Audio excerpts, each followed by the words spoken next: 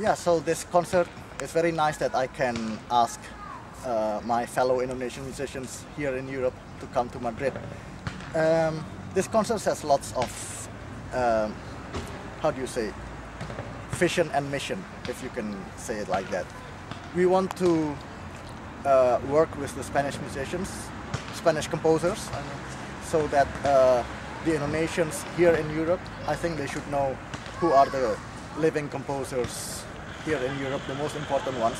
And since I invite them to Madrid, they should know the most prominent composers here in Spain at the moment. So Ameliati Ananda is working with Santiago Lanchares, and John Paul, the guitarist, will be working with David Del Puerto. He's the National Prize for Music. That's the highest prize from the government for the arts.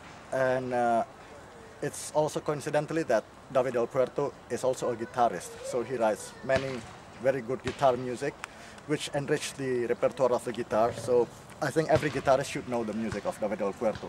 And it's very nice that John Paul can meet David Del Puerto in person and work with him with a piece. And well, that's one of the ideas that they should work and they should assimilate the culture of Spain, Spanish music.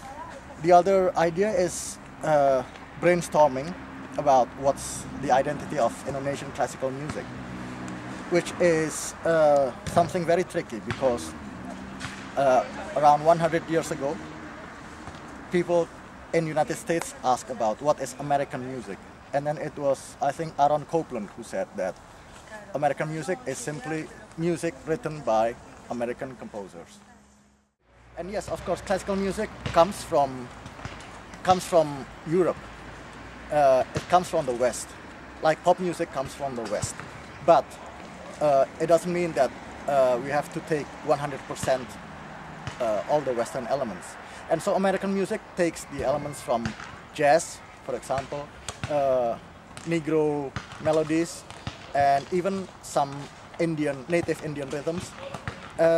So it sounds American. At least it doesn't sound European. And then it also happened afterwards in Japan. You know Toru Takemitsu.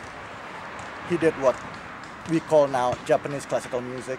And then in Australia, they even took some Indonesian elements like gamelan or the rhythms from the rice pounding in Java, and of course Aborigine elements. And well, now we call it Australian classical music, which sounds very different than European classical music. Now it's our turn, the Indonesians, who have to establish this identity of Indonesian classical music. And of course, me as an Indonesian, I can say that I write Indonesian music, but one must remember that I live already in Europe for how many years? Since 1986, that means 27 years now. Am I still Indonesian? I don't know, and I don't want to answer that question, but I do take Indonesian elements because, you know, during my childhood I listened to gamelan music, for example, and I speak Indonesian very well still.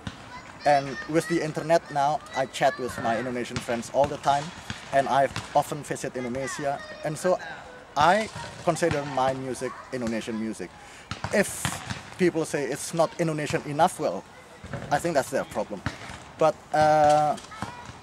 yes, I think Indonesian music is that music which takes the elements from the Indonesian culture, whether it's music, traditional music, or other fields like Indonesian mythology or literature or paintings or any kind of other arts. So that's Indonesian music, I think.